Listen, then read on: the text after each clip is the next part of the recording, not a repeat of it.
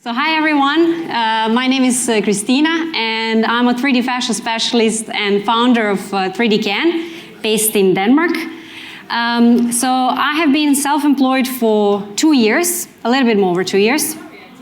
And I started as a one-person company, but since recently we kind of expanded it to a very, very small team, I would say.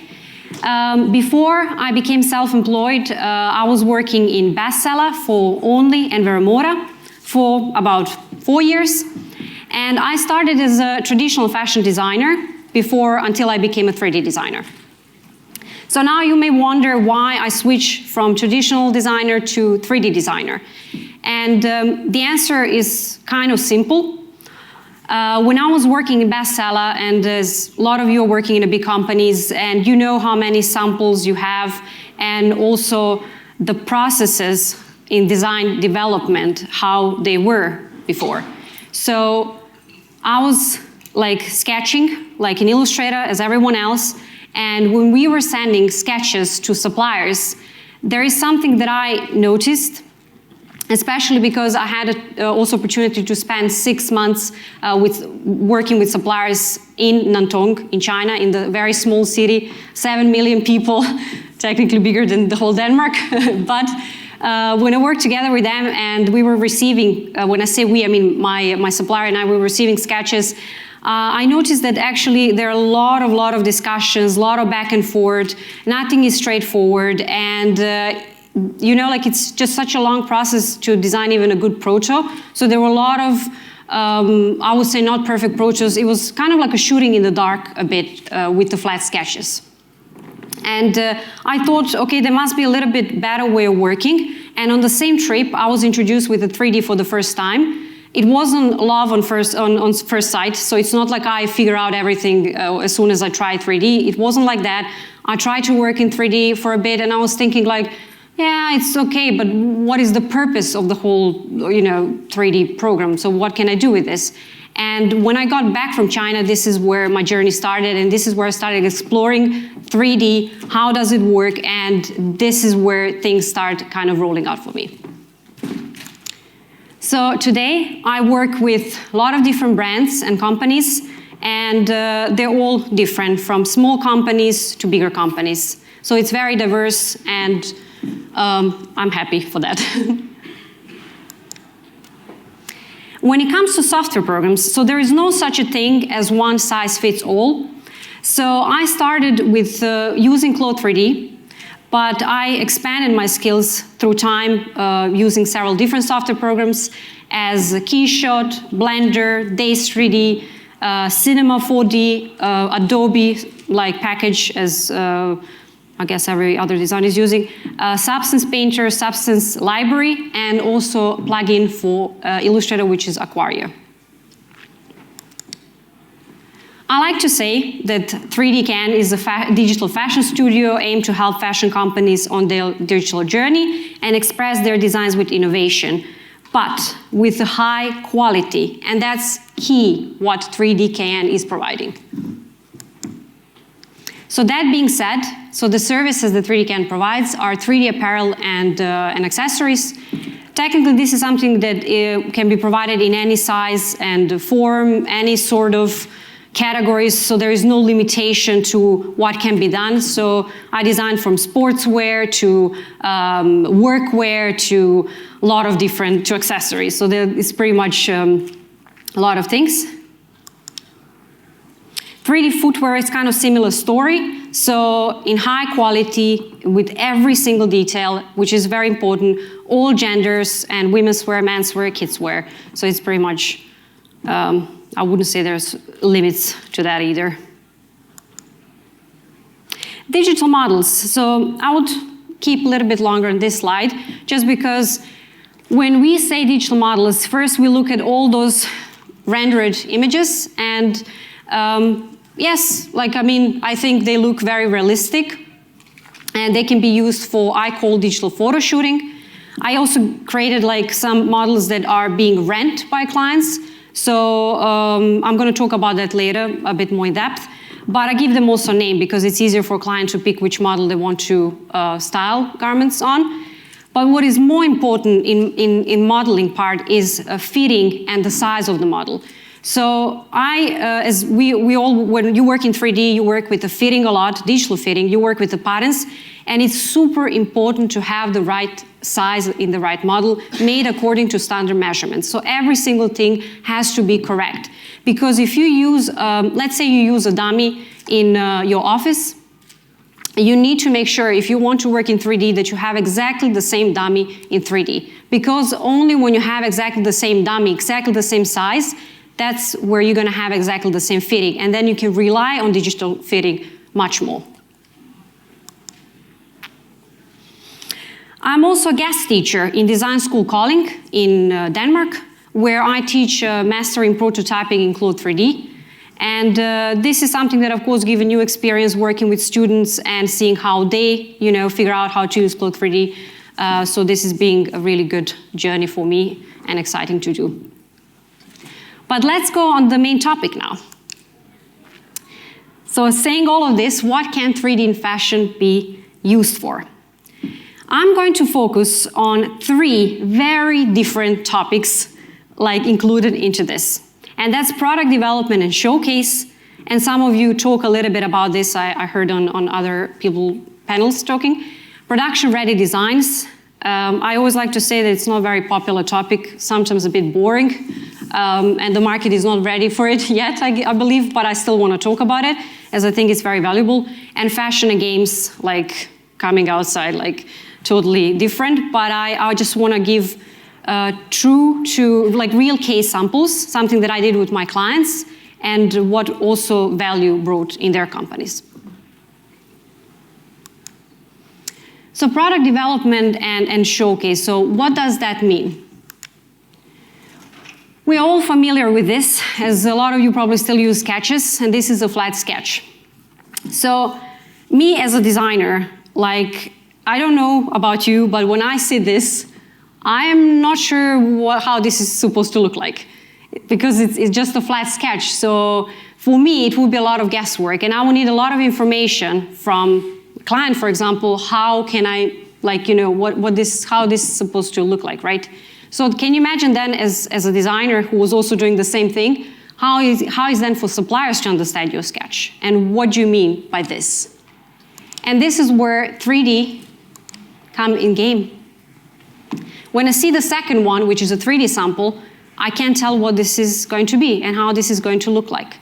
And we underestimate a lot 3D imaging. A lot of people would say maybe, oh, but how can I use 3D image? What is this for? What is the purpose? There is a purpose for 3D image.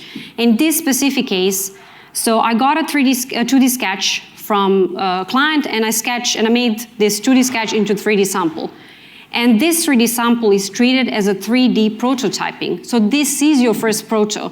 Sometimes we forget about that. This is not just an image that, what should we do, maybe show, maybe we should have an opinion about, but it's also like a proto.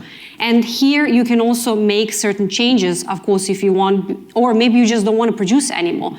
So imagine if in reality, you will send a sketch, you will get a physical product, and then you will say, I want this or I don't want this. But imagine if you have 2D and you turn it into 3D, and then you say, okay, I want this or I don't want this. Then you can say, I saved time and money in that specific case scenario. This is something that a lot of people already do, but I decided to include it, and that's showing your collection, an overview to a sales team. So in every company, you have a sales team, you have a marketing team, and everyone likes to be involved when it comes to 3D, and I think that everyone should be involved.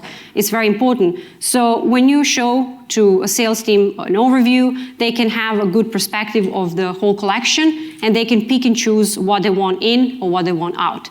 And this is, for example, really good for news products, never out of stock. So never out of stock products are 3D is perfect for this case, as usually, or every sales know exactly how that style looks like. So what you can do in 3D, instead, you can decide to create one style and show it in several different prints. Again, maybe this is something that some of you are already doing, but I'm just gonna go through it.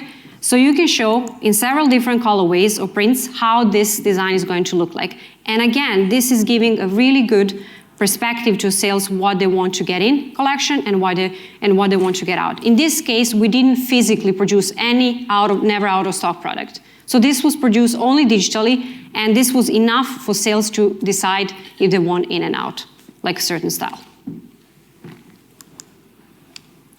Another very specific, very similar, but very specific case. So I had a case where a designer who is from Saint-Tropez, by DK company, emailed me and she asked, okay, we have a print and we are spending time here deciding if we want this print or not. We are not sure and we don't want to produce this sample. So can you put a print on a 3D sample so we can decide if we want this in or not?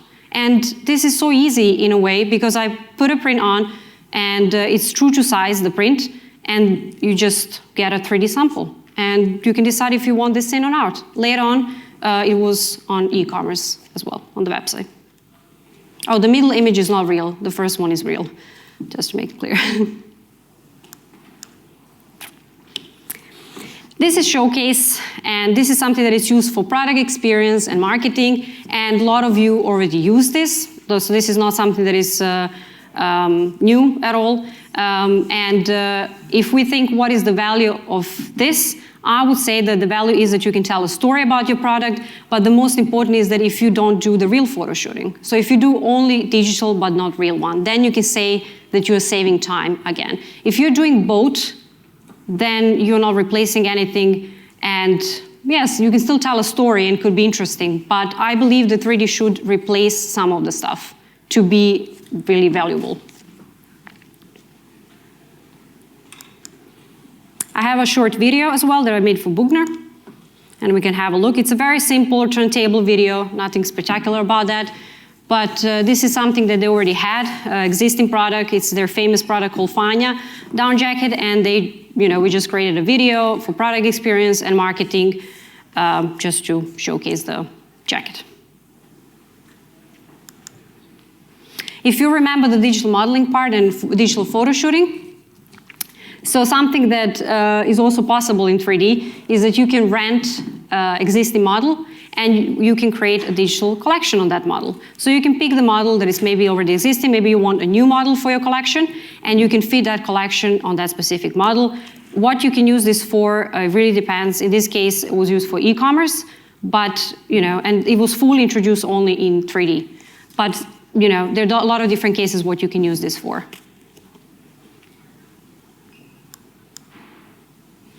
And a little bit more practical, I already mentioned it.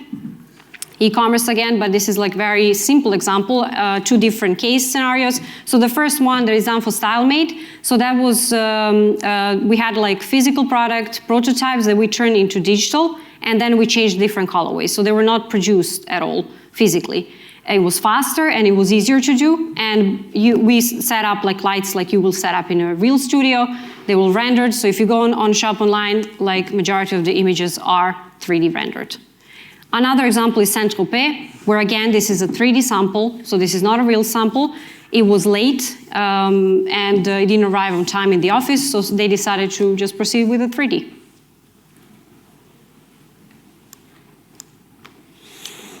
And that was all when it comes to this part. And now the boring part, production-ready designs. I would definitely like to talk about that because, again, I have like two different cases that I would like to talk about. And I believe that this will become better or bigger in the future, but let's see. So one of the examples that I have here is like something that I did with the client. So I received the flat sketch and supplier got us flat sketch as well. And the reason why we send flat sketch to suppliers is because we wanted them to develop patterns based on the sketch. So they developed patterns. They were 100% correct. They also had really good suppliers, I have to add. They were 100% correct. They were very detailed. They sent patterns to me, 2D patterns, and I stitched them in 3D. When I stitched those patterns in 3D, so they were already production-ready patterns, correct, in the correct size, in correct measurements. And this is where we had a 3D prototyping. So again, we treat this as a prototype. So can we make any changes here? Of course we can. We can make as many changes as we want. Maybe we want to make small changes, maybe we want to make big changes. And what we did here afterwards, then we sent a picture to suppliers, and then we made a comment on what changes we did, and then they make product. If you ask me now, was the whole collection made without proto, like real proto? No. Some of the styles were made with the proto, some of the styles were made without proto. Another case that I wanted to test myself, how can I do this? So I wanted to create a dress from scratch with the patterns that I have. So I wanted to develop patterns myself and to create like a very simple dress, nothing too crazy. And I found the suppliers that I want to send patterns to. So I sent 2 suppliers of patterns, 2D patterns, and some 3D imaging. And I asked, can you make this production ready using the patterns that I sent to you? And even if there are some small mistakes, leave them. I just want to see how this sample is going to look like in real life. I received the sample, and I thought, like, okay, this looks pretty good, like it's pretty accurate. But what I decided to do to make sure that it's accurate, I started measuring. So I was measuring digital, and I was measuring physical sample. The reason why I did that is because I wanted to check how correctly and how close they are to each other. And they were very, very close to each other, apart from one thing. I had a problem with the armhole, so it was 1 centimeter too small. Or too big, sorry. 1 centimeter is too big. And I thought, like, okay, but, you know, why is that? And I asked suppliers, well, you know, I have a problem with armhole, it's like a little bit bigger, and why is that? And their explanation was that due to the shrinkage. And this is what I thought, like, okay, so there are challenges, of course, in this process. So this is not a perfect process. It is possible, but there are some challenges. And that's okay. Like, there are like some challenges. It's just that every single challenge in everything can be overcome. So if I did this for the first time, wasn't really for the first time, I'd done it before production ready, but, you know, first time that I was on my own, and it was kind of like close to be correct, then what are the possibilities if you do it second time, third time, fourth time, and, you know, it's like practice makes it perfect. But what are the pros and cons of this way of working? So you can't simply skip sample process. So imagine if you want to design collection without proto, like without any single proto. And this could be a way, if this would work, of course, perfectly well. So by doing so, you can save time and you can save cost because suddenly you cut down a lot of samples. I like to say that this is efficient way of working because it is efficient way of working if you think about sampling process. I know that you have to spend much more time in Claude 3D or browser, wherever software program you use, to adjust the patterns. You have to spend more time there, but you're saving time for later on in the process. So technically you are saving time. You just have to spend a little bit more on the 3D modeling. And reduce overproduction, which I guess would be a key for a lot of people. And when it comes to cons, so limitations due to the fabric, this is my experience. Someone can correct me if I'm wrong. I didn't try to do production ready a lot of things, but there is definitely a problem with drape and physics, because when you do something production ready, you need to have everything correct. Correct patterns, correct model, like this is where we talk about having the right measurements, and you need to have correct fabric physics.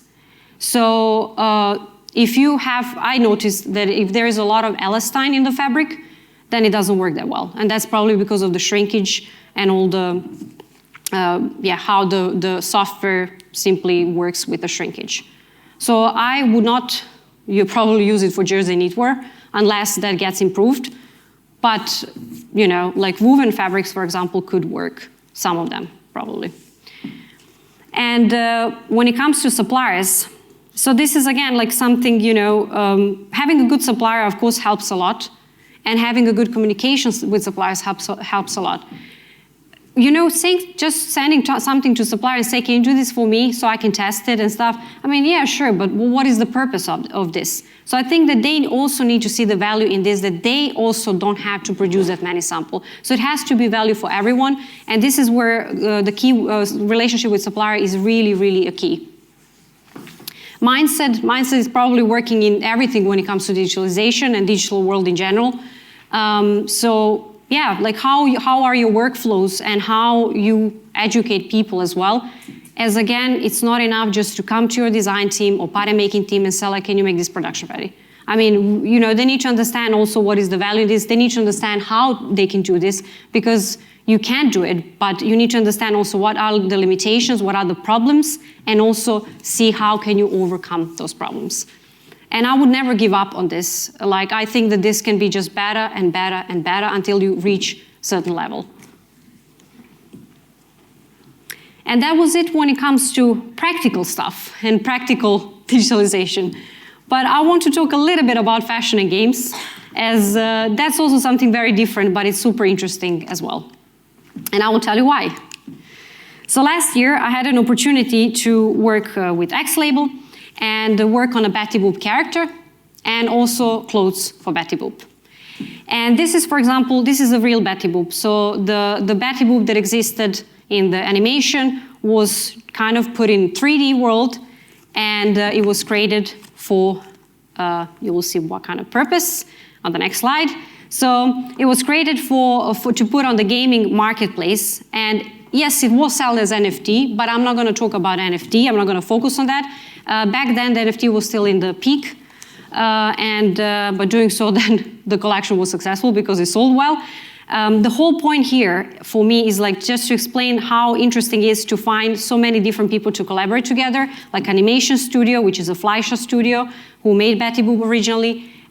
You make great clothes for Betty Boop, and you can also sell it on gaming marketplace. So imagine now creating Betty Boop as a game character, for example, and then you create garments for Betty Boop.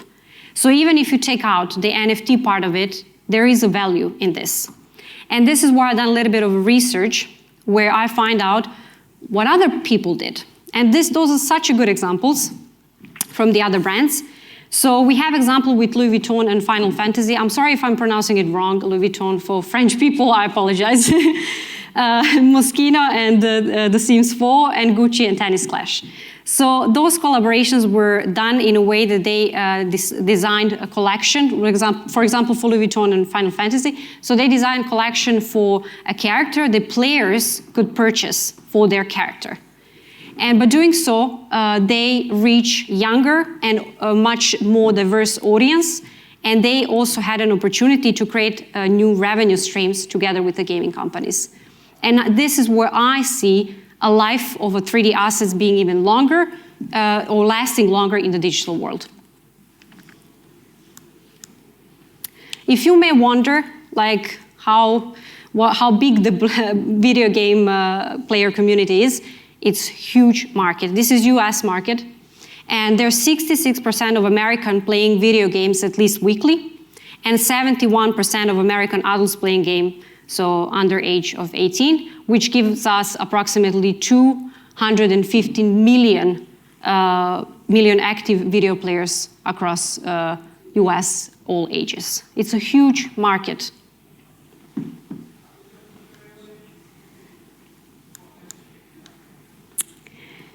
And all of that being said, so what can 3D in fashion be used for? I would say like practical stuff as product development and production ready.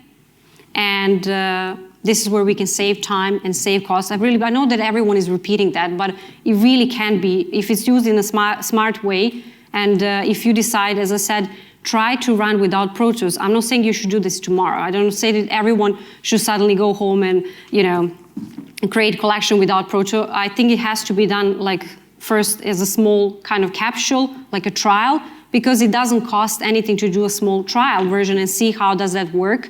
You know, start small so you don't make like huge mistakes. I would then at least try that. And imagine if you can save even 20%, especially for the big companies, like 20% of sampling is a huge number. It's such a big number. And I think it could be done, definitely.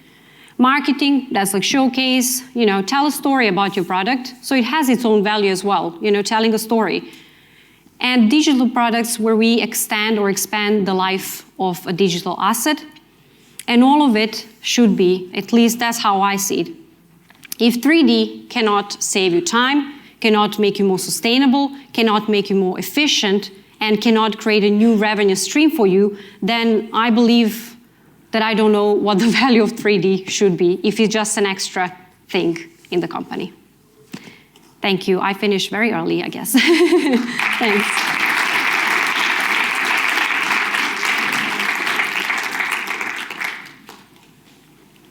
Is this the question part? Okay. So any questions?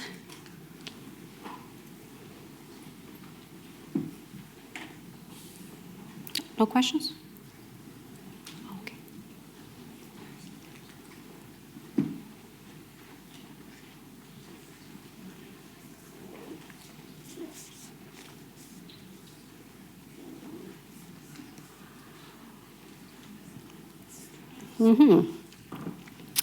Common collision issue. Hairs of avatars 3D models.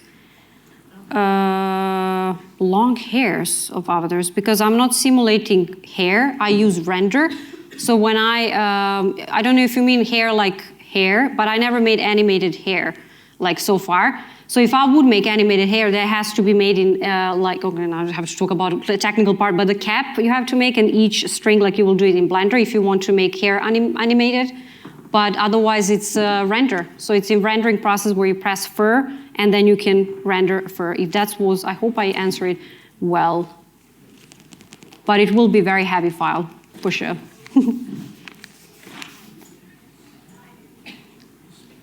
Oh, I don't know if it's what on. is it? Is that on? Yeah.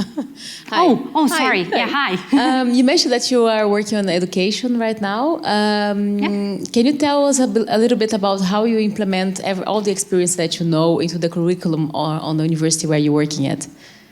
Sorry, can you repeat? I didn't catch. You mentioned that you're working on education right now. Yeah. And you are training students to work with digital tools. Yeah.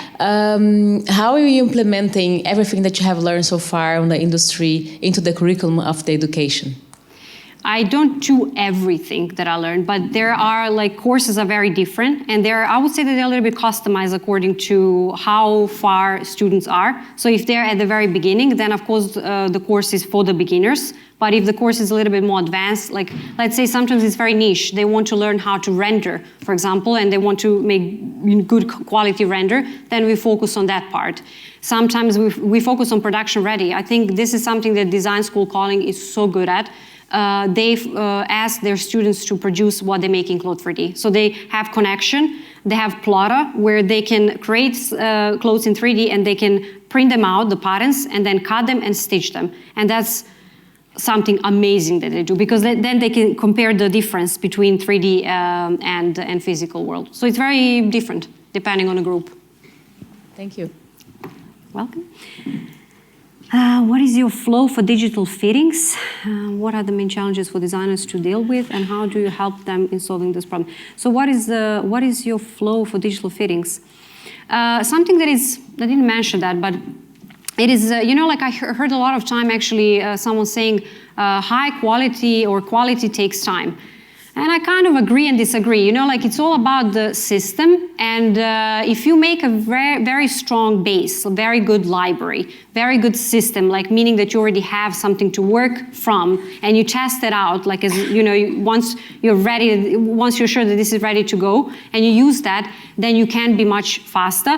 And this is exactly what my workflow is. I have a lot of presets, so I already have things prepared. I reveal my secrets, but I guess everyone does. It's just that I try to, my presets are very high quality from the beginning, so that I don't have to work on them later. And what are the main challenges for designers to deal with? I think the main challenge, I would say, you know, like there are several challenges, but a lot of designers, not to be mean and anything, but a lot of designers are not educated in pattern making. And if you are, it is a plus. It's such a huge plus. Otherwise, you have to work together with a pattern maker, and then you have to work very close together. So I would say that could be a challenge for a designer to understand the patterns, but the more you work in the patterns, you can develop your knowledge better. So for example, I believe that my pattern skills were okay, not the best, but I improved my pattern skills by using 3D. And how far they need to give you the product? This is another question, sorry, okay. How much time do you spend creating the showcasing for the brands? How far they need to give the product to showcase? How far they need? So how much time, like it depends what kind of project it is. This is it could be from 3 days to 2 weeks. like it really depends. So how big the project is, what they want, what I have to create. Do I have to create environment? Do they want simple environment? So it's like, yeah, it's very different.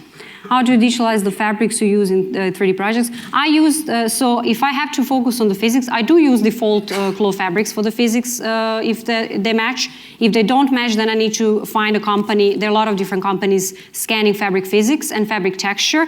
When it comes to texturing, I use Substance Fabric Library a lot because they have really good quality texture. And sometimes I make texture from scratch in Photoshop as well. This is a bit more time consuming, but if it's something super specific. Yeah, that's an answer. When do you think 3D assets will be qualitative enough to be used on PDO e-commerce directly? When do I think the asset will be I think, again, we need to go back to the base. So, you know, like, I think having eye for a real sample quality and for digital is a bit different, but I think it can be trained. So the more you work in 3D and the longer you use, the better you will become naturally. And I think your quality for the assets will develop as well by time. So that's why if you see someone's early work, designer, they usually are not as good as later work, because that improves. And your eye improves the way you look at things. So it's all training and it's all practice. I know it sounds boring, but it really is. Like, there is no magic tool. It's not like you sit down and you are good in it. Like, you need to spend time in it to be good. So, yeah. And how much time you're going to spend depends on you, actually. So, yeah. But I guess that's all, right? Oh, it is? Oh, I'm done. Okay. Thank you so much, everyone.